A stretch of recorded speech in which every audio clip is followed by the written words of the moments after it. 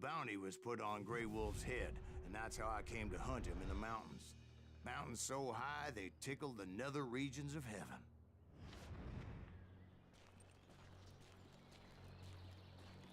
Grey Wolf was a Chiricahua Apache medicine man who had led a war party in revenge for a massacre against his people. The U.S. Army had attacked his tribe during his daughter's sacred sunrise ceremony, and the slaughter was unspeakable. I understood his anger, as there's nothing more traumatic than seeing those you love die in a cruel and painful death. Right from the beginning, I couldn't shake the feeling that Grey Wolf was watching my every move. He led a band of young Apache warriors who wanted retribution and were more than willing to die for him.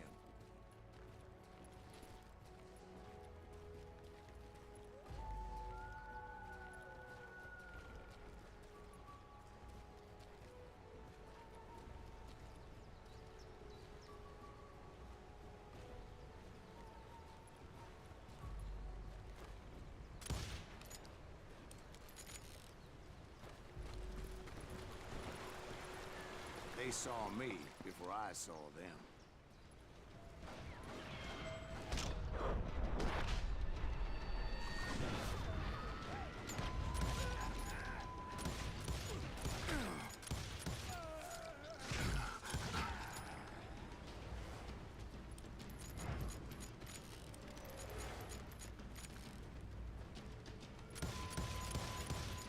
And it crossed my mind that maybe this wasn't such a good idea. But now that the shooting had started, there was no backing down.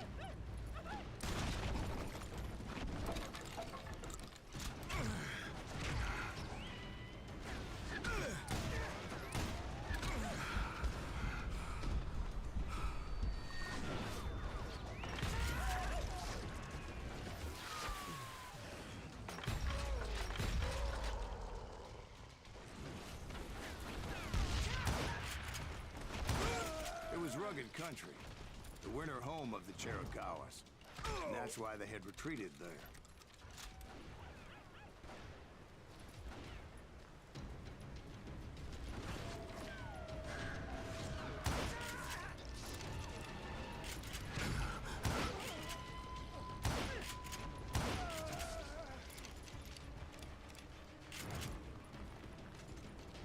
I admit to having some regrets about going after them the way I did. But then again, I got a lot of those.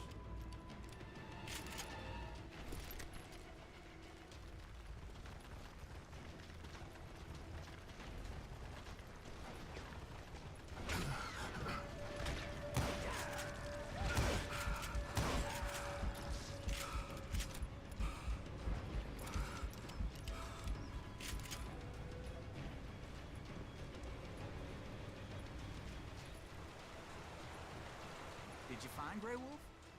Not at that moment, but I did find the entrance to their hideout.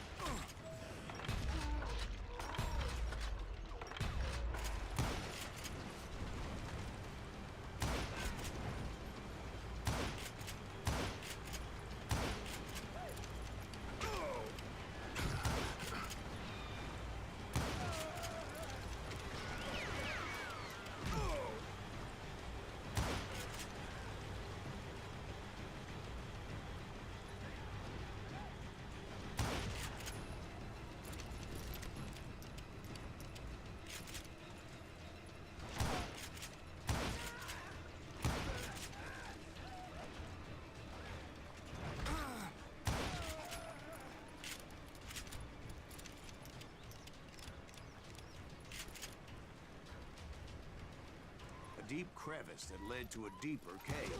Don't tell me you went in there.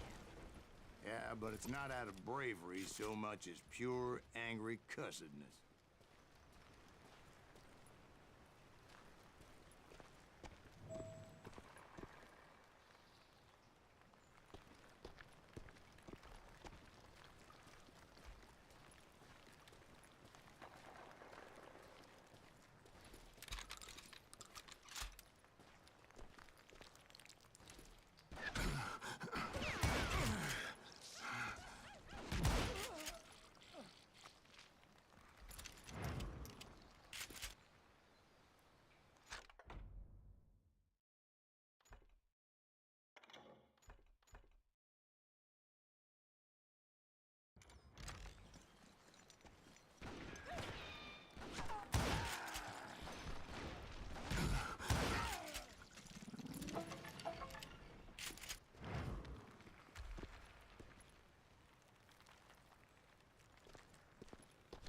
See, back then, I had a stubborn streak a mile wide, and I wasn't about to back down. So it was like pitch black in there? Actually, it was pretty well lit, as they had torches on the walls.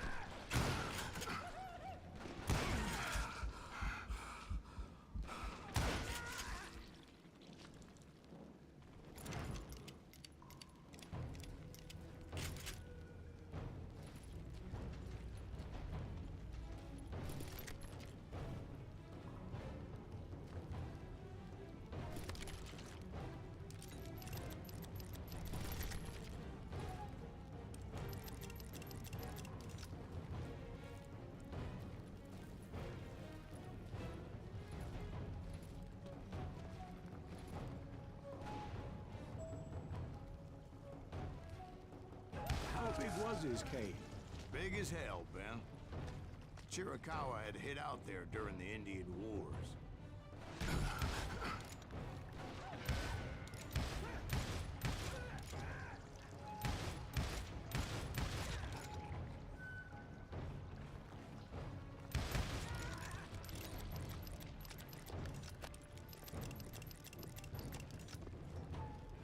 They thought it was haunted with the ghosts of those murdered by the horse soldiers. The cave was haunted with dead Indian ghosts? To be honest, I was more concerned with the live ones than the dead ones.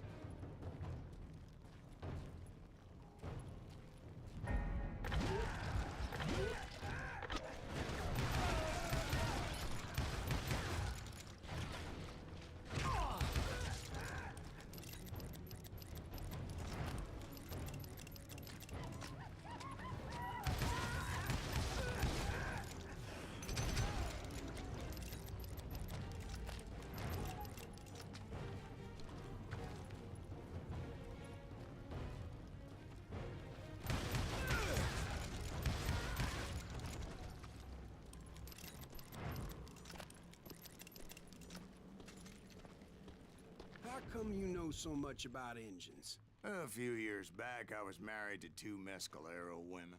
At the same time? Yeah, they were sisters. Polygyny is traditional among the Mescalero. So what happened? Oh, I had to get out of there.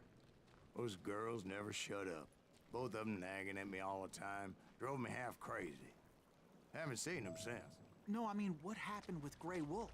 Oh, well, I pursued him into the Cave of Death.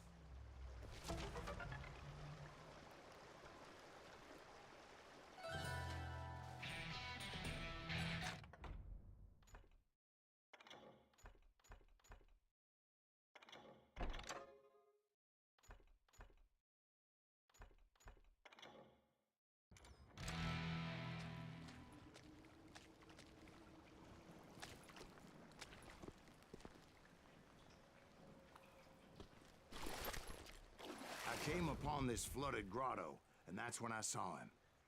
He came to me unarmed and unafraid. His voice echoed in the shadows, and I sensed he meant me no harm. You carry great darkness in your heart, and if you do not release it, it will claim your soul. The sound of his voice put some kind of ancient Indian spell on me.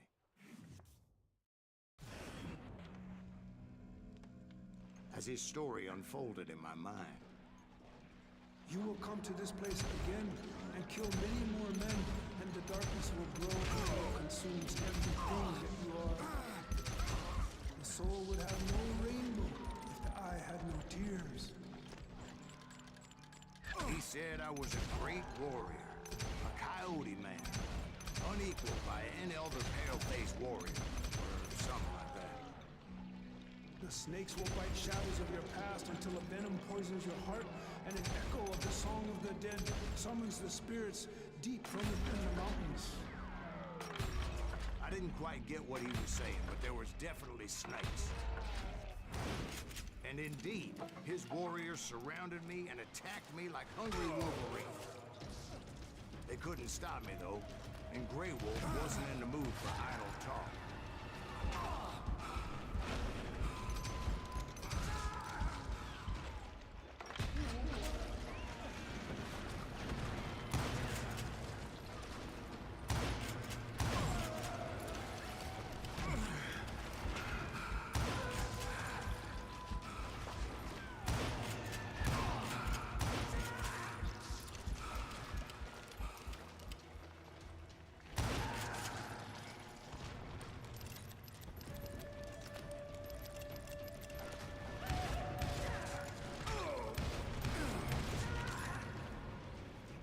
I swear I couldn't see any way out of this trap. But suddenly, one just appeared. Kind of like a miracle.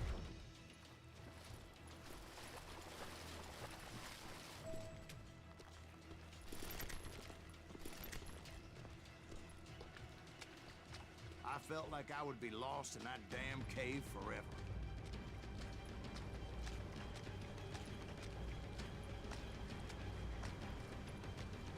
Finally, I found myself back outside, perched on the edge of a precipice, overlooking a thundering whitewater river. To get where I was going required several leaps of faith, but no way in hell I was turning back.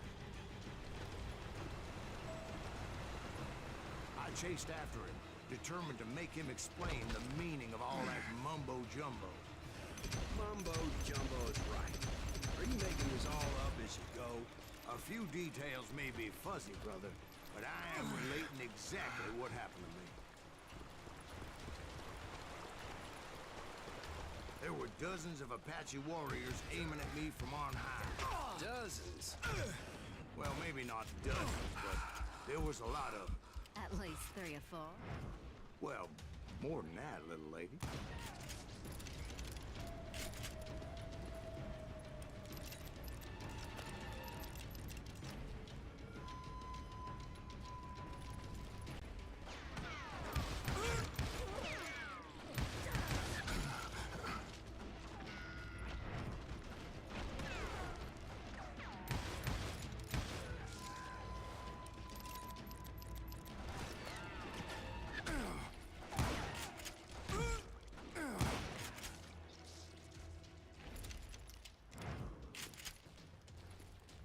Steep climb up creek ahead of me and scrambled up those rocks like a mountain goat. I was determined to locate Grey Wolf and find out exactly what the hell he was trying to tell me. And wouldn't you know it, that crafty son of a bitch led me right into a trap. What kind of trap? Well, son, there had to be at least 100 Apaches surrounding me. 100? God be my witness.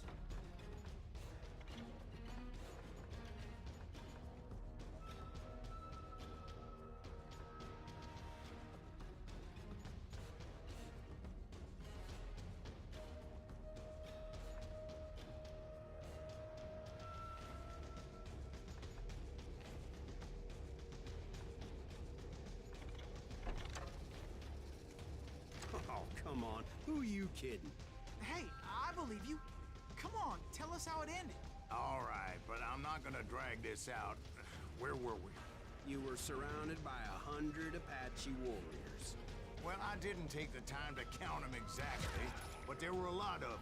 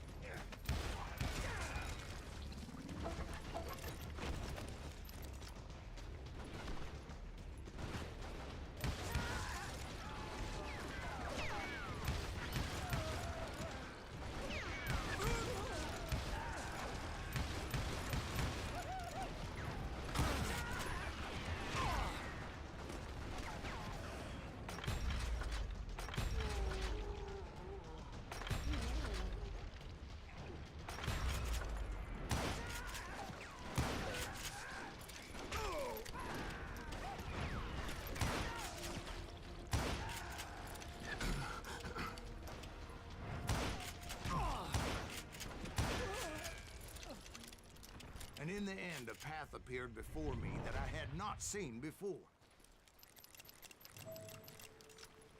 I followed it as I desperately needed to find out what Grey Wolf was trying to tell me. But it was like that son of a bitch disappeared into thin air.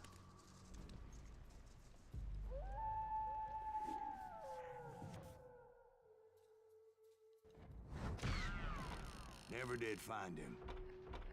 And never did collect my goddamn bounty.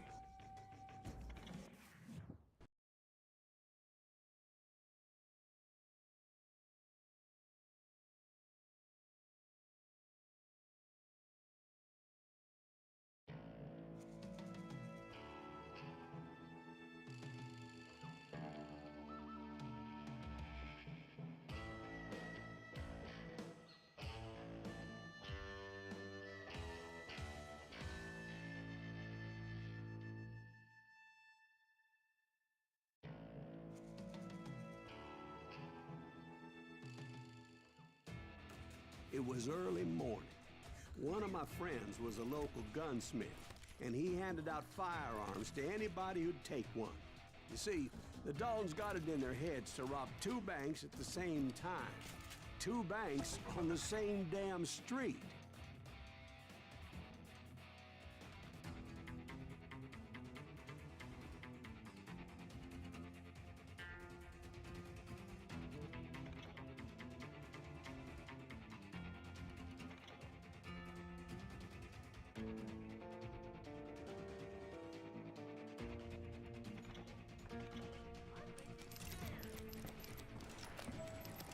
The story was Bob Dalton's girl was always writing about how he had no ambition. Or you're nobody next to Jesse James, he'd say. Finally, the bastard took his brothers to Coffeyville just to shut her up. Right. It's always the woman's fault. Well, the locals recognized the Daltons right off. Before they could get away, half the town took up arms to defend their property. Their first mistake was pulling a job in their own damn hometown. The boys grew up in Coffeyville, so everybody knew them. The bank teller tricked them, telling them the time lock on the safe wouldn't open till 9:30.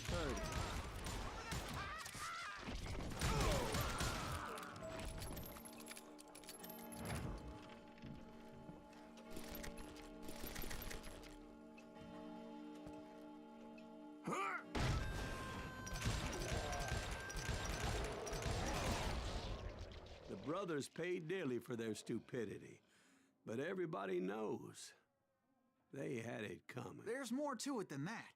I read all about that day, so I know for a fact that it went down very differently. First of all, it was high noon. A posse of U.S. deputy marshals were on the rooftop across the street. Get ready, boys. They're gonna make a move. The lawmen had been tracking the Daltons for months. Now they finally had them dead to rights. Among them was a bounty hunter feared by many a lawbreaker. This man had no intention of letting the Daltons slip away. The marshals tried to get the Daltons to surrender. They'll give up eventually. You just gotta wait the sun bitches out. This bounty hunter knew that the brothers were far too proud to ever lay down their guns.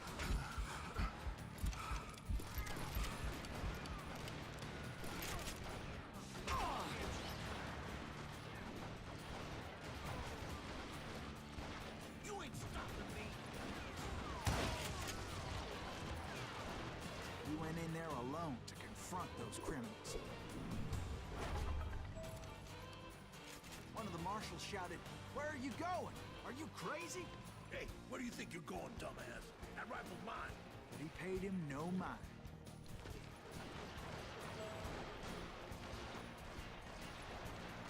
He saw a way to get around to the back of the bank.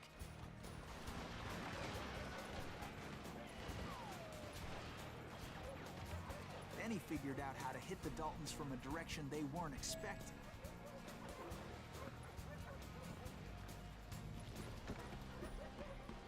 From above. Fortunately, a water tower was right there. A moment later, he was climbing up a steep ladder, laughing at danger as he did. It was brave men like him who risked their lives to tame this wild country.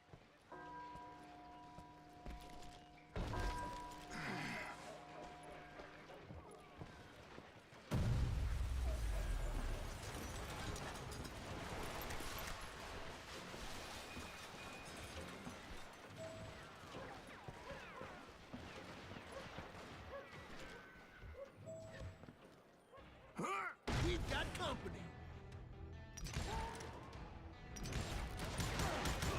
Heroic men like him, who did what other men couldn't or wouldn't to make this country free. Jim Bowie and Davy Crockett, who died defending the Alamo.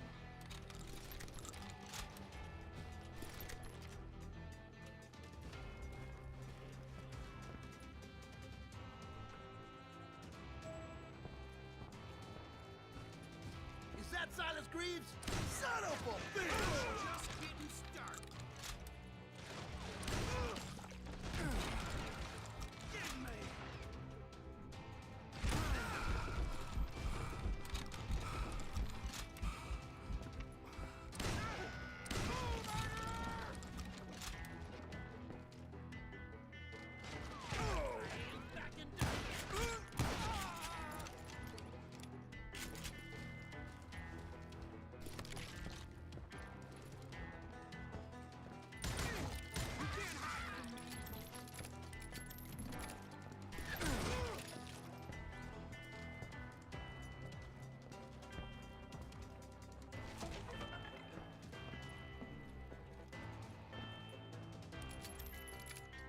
Over there!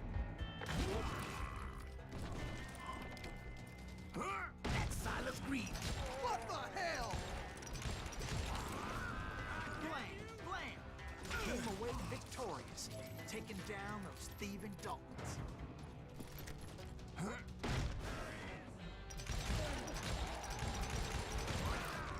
His name is Silas Greaves, and when the dust finally settled, he was the last man standing. Sorry, kid, but that just wasn't the way it happened.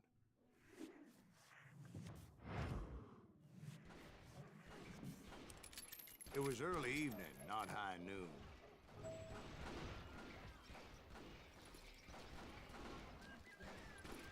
I was late to the party, and Coffeyville was already up in arms. The Daltons blew up a safe, and were all set to hightail it out of there. Those pathetic deputies surrounding the bank were dropping like flies.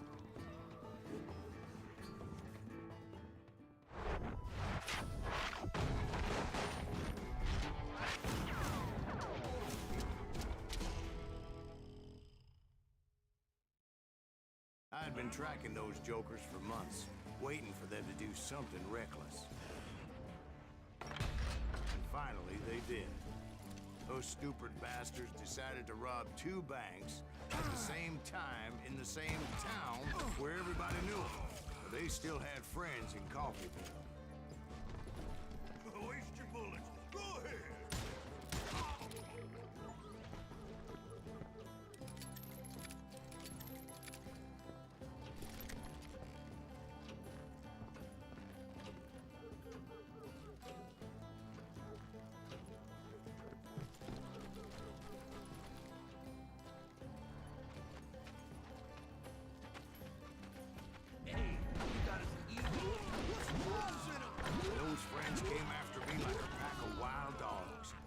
tooth and nail. They were coming at me from all directions. I caught sight of the Daltons running with the money and didn't want to lose them. Problem was, they knew the town better than I did. And to top it off, I found myself in the middle of another shootout entirely. Did the Daltons hole up in somebody's house? No, it was the Smiths, I believe. They were cousins of the Daltons, and they were shooting at the Browns, who were shooting at the Daltons. Which wasn't any surprise, as those two families have been feuding forever. And since the Joneses are related to the Browns, they shot at the Smiths.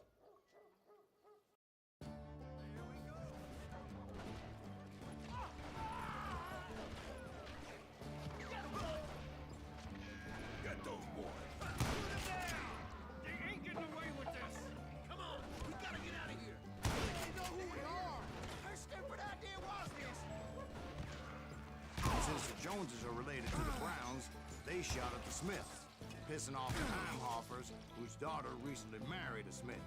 Well, bullets were flying every which way as all the old feuds in Kansas caught fire all at once. There was a hell of a lot of pissed off people in Coffeyville that day. But that's just the way life is sometimes.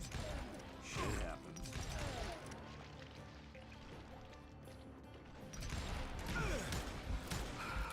Sorry, son of a bitch.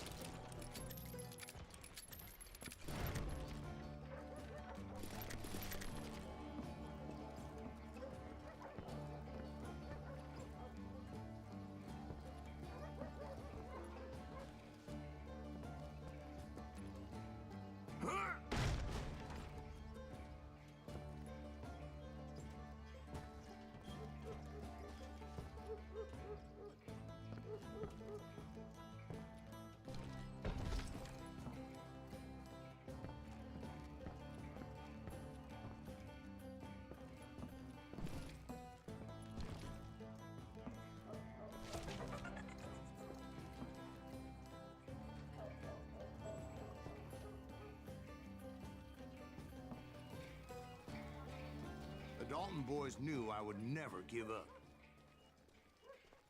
Those Daltons weren't the sharpest knives in the drawer, but they always stood together. They set a trap to slow me down and allow at least two of them to escape. The third brother stayed behind to plant me, just in case that trap of theirs didn't work.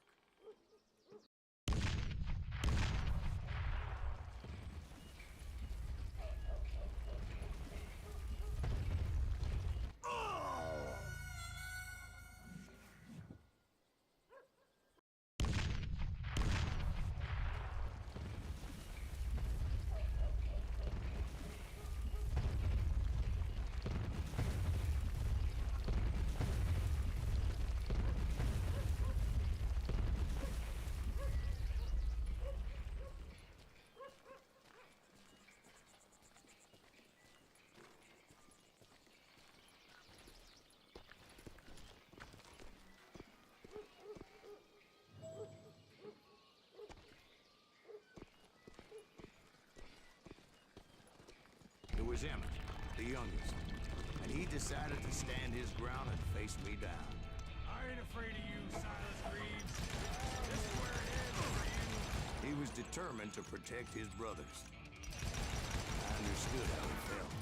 Taking me on all by his lonesome wasn't exactly a recipe for a long life.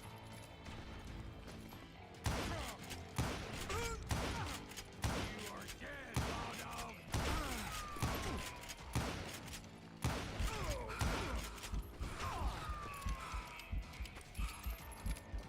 I'll blow your damn head clean off.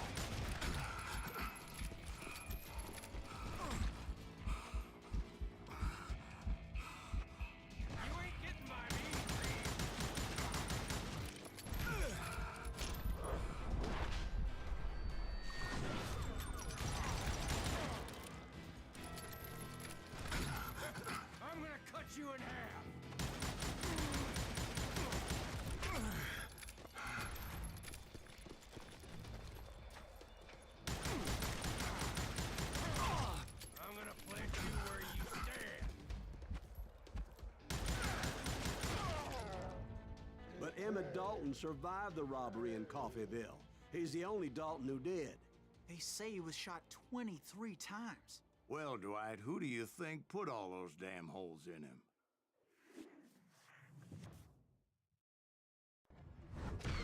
But I have to admit, that boy had grit.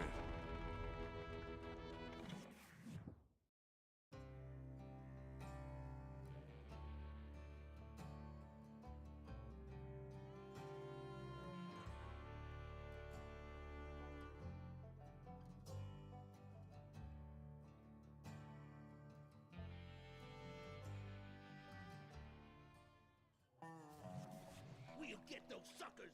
It took me a couple of days to track the Daltons down.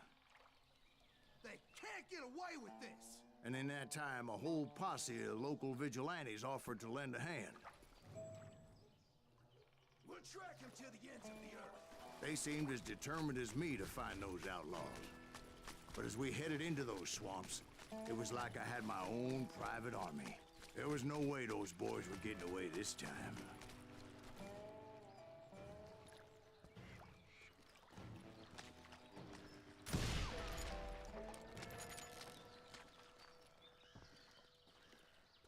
It was early fall, right? Beautiful time of year. At least you had the weather on your side. Not by my recollection. It was damp and foggy as hell. It was tough to stay on a true course, so we kept an eye out for landmarks.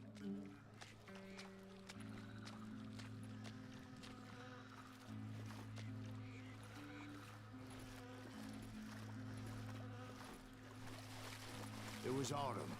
The maple trees were in full color, red as blood.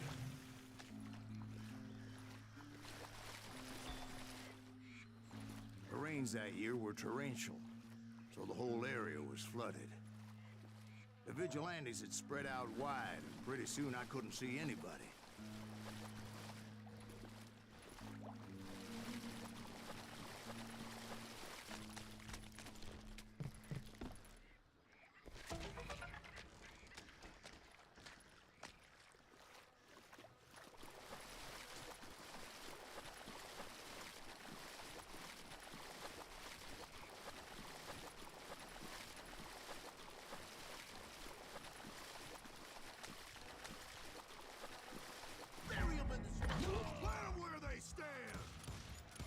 Except for some sumbitches ahead of me wanting to do me harm. So I had to face them alone. I wondered why my compatriots didn't come running when they heard the shots. That's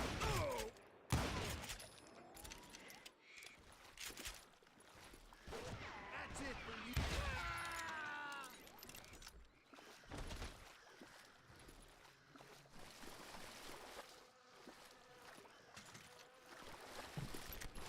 So did you find the Daltons?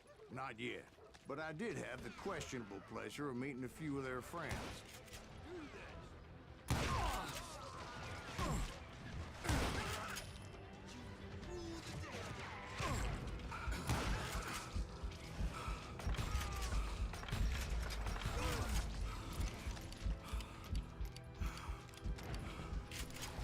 The boys had established quite a reputation by that time, so they attracted all manner of riffraff to their cause.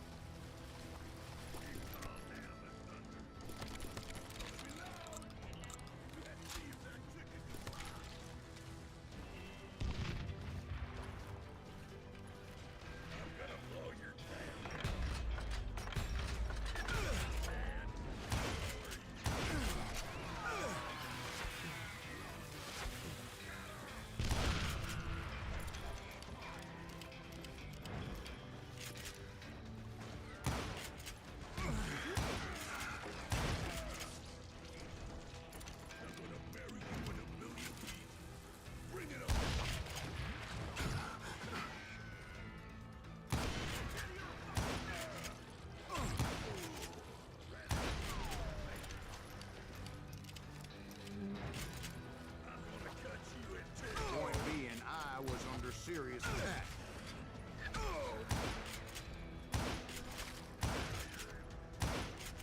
My reinforcements was nowhere to be seen.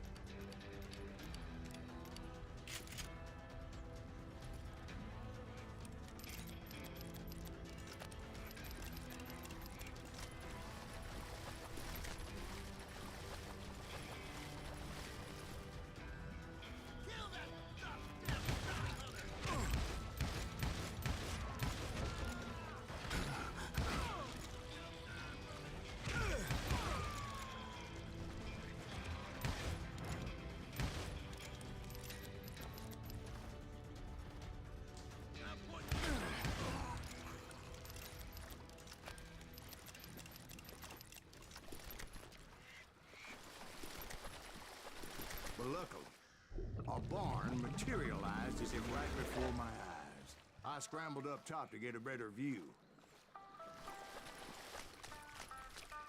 but just ended up falling inside. So, how did you get out? The barn doors was open. About right then, I saw some suspicious characters running through the bushes. Of course, I followed them. But that goddamn swamp was like a goddamn maze, and pretty soon I had no goddamn idea where I was.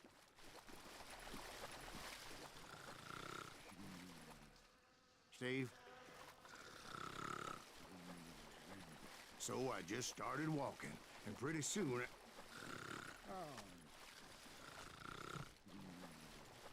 Steve? Steve! Huh? Oh, no, I'm listening. Indians surrounded me from all sides.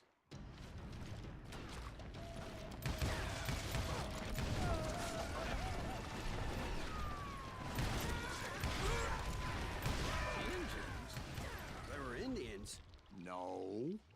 I just wanted to make sure Steve was paying attention. Now, where was I? You were following the Daltons through a swamp? That's right. See, Steve? Dwight's paying attention. No, I'm listening. I was just resting my eyes. So, where was I? The Daltons. Right. See, there's a reason so many outlaw gangs are made up of brothers. Being a brother is a very sacred thing. It's a bond like no other. Stop that, son of a bitch! So did you ever find the damn Daltons? Not yet. But I did find a few of their cousins. You Kansans breed like rabbits. More Smiths or Heimhoffers or who knows what. Bounty hunters! Stop that, son of a bitch!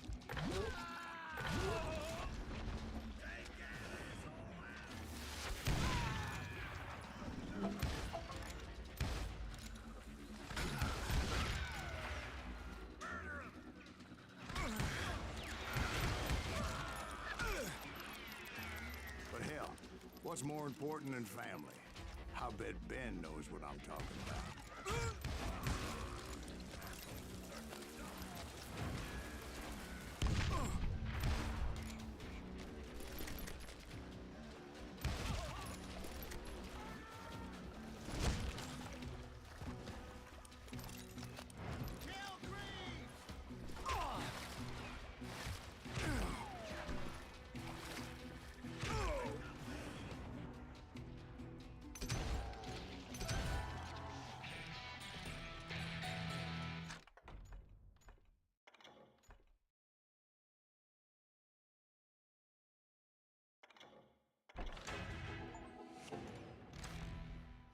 He'll kill us all!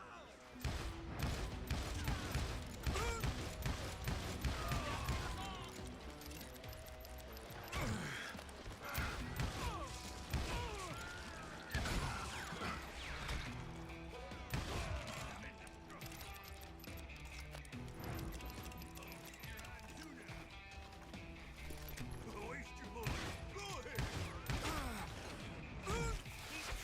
I don't mind.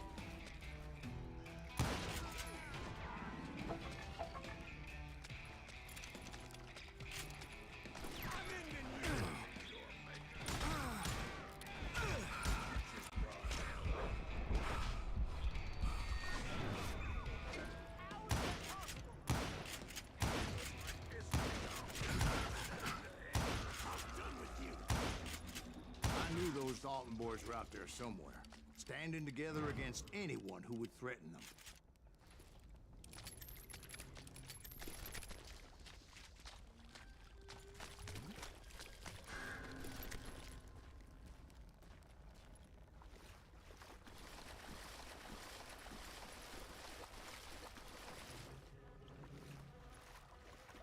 And that's when I saw it. A goddamn steamboat. A steamboat in a swamp? Yeah, Steve, but this wasn't much more than a wreck, really. But how'd a damn steamboat end up in the swamps? Guess it floated off during the flood of '89. Now, was it a stern-wheeler or a side-wheeler? What? Does that really make a difference, Steve? It was a steamboat with a goddamn army on board. It was then that a fusillade of bullets come raining down from on high. And those vigilantes who accompanied me weren't anywhere to be found. But among those men that were shooting at me, I thought I saw some familiar faces.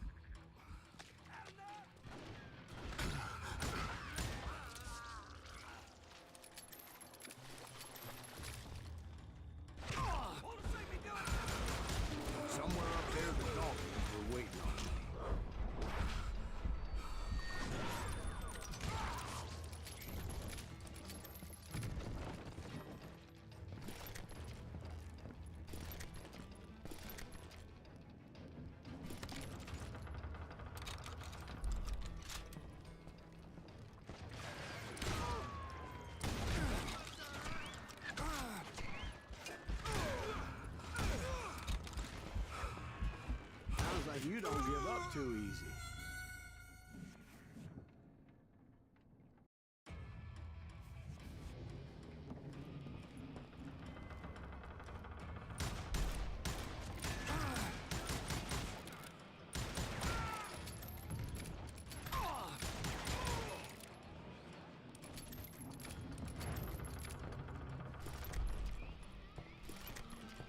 Sounds like you don't give up too easy.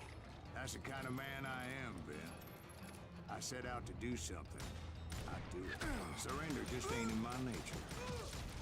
Plus, I'm stubborn as hell. You better hide.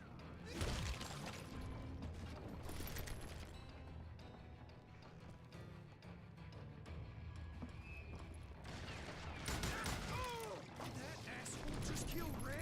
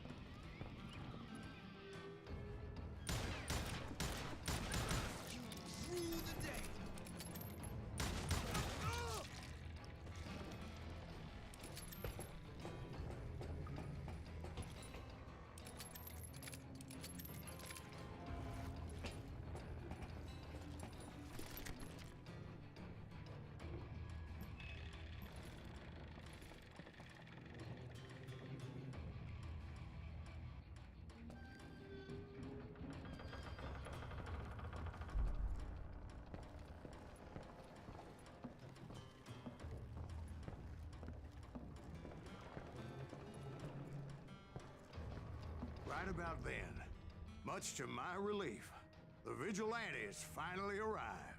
Their leader motioned at a cabin in the middle of the top deck, pointing me directly at the Daltons.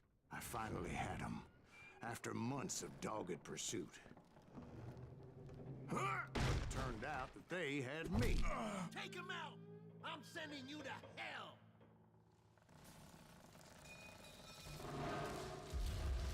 The Daltons had played me like a After fiddle. all, is it? Apparently, the vigilantes were on their damn payroll. They didn't just want to shoot me. They wanted to burn me alive. But finding my way out of a burning labyrinth proved to be quite a It challenge. was a riverboat, right? I mean, it's not like it was a goddamn ocean liner. Well, yeah, but I was in a Did you fight. hear about that ship that's gonna launch next year? Largest one in the world. You're talking about the Titanic. If you ask me, it's too blessed big. I don't think it'll float. So anyway, Don't be stupid, Steve. They know what they're doing. They say that the Titanic is unsinkable. oh God. But getting back to that steamboat, how did you get off it, Mr. Greaves? I took in a lot of smoke that day, so I admit my recollection might be a bit hazy. But somehow I managed to finally disembark. I was coughing up smoke and pretty damn pissed. I was done playing games with those boys. It was time to settle this once and for all.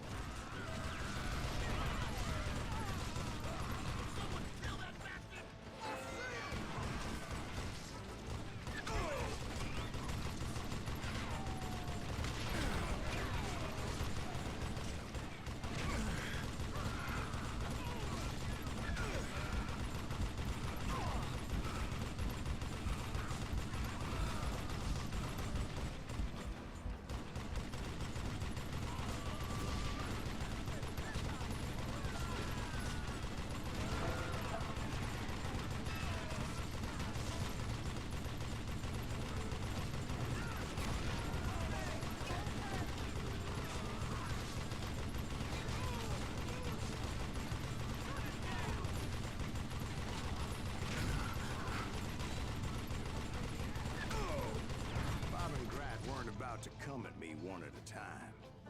They were in this together. Two brothers side by side, determined to take me down. Confident that this time the odds were on their side.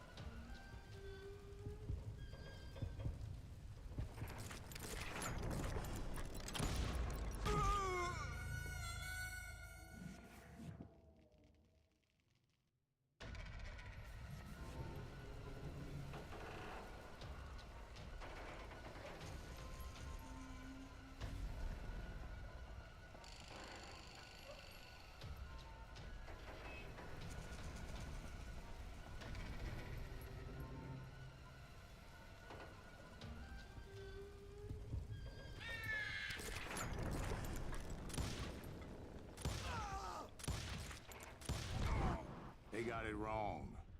A sad end for those two. If they'd only known that Emmett was still alive despite his wounds. Paroled 14 years later, he moved to California and sold real estate and lived off the legend of that fateful day. And the tragic death of his two brothers.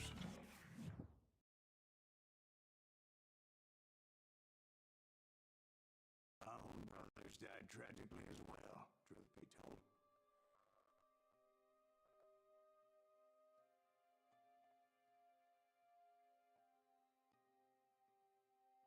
was 1868, and me and my older brothers were pulling a tidy profit running cattle into Juarez, Mexico. One night after my brothers retired for the evening, I found a little poker game in a cantina with a couple of cowboys. And I just couldn't lose. I even won an old Spanish coin that had to be 100 years old. Well, I was mighty pleased with myself the next morning as my brothers and I rode for Texas. But before we crossed the border, those cowboys caught up with us. It was Johnny Ringo, Roscoe Bob Bryant, and another asshole named Jim. They wanted their money back and everything else we had, including our lives. As those boys didn't want us coming for them later. Bob put that old Spanish coin in my mouth and said, "I won't have it said that I left you with nothing, boy." Well, those horses bolted, and there we hung as those bastards rode away. The branch finally snapped under the weight of the three of us, but me and my older brothers were bigger and heavier. They were already dead. And right then, I swore to myself that I would avenge them. Ringo you know about. But Bob eluded me, until I heard he was riding with the Wild Bunch.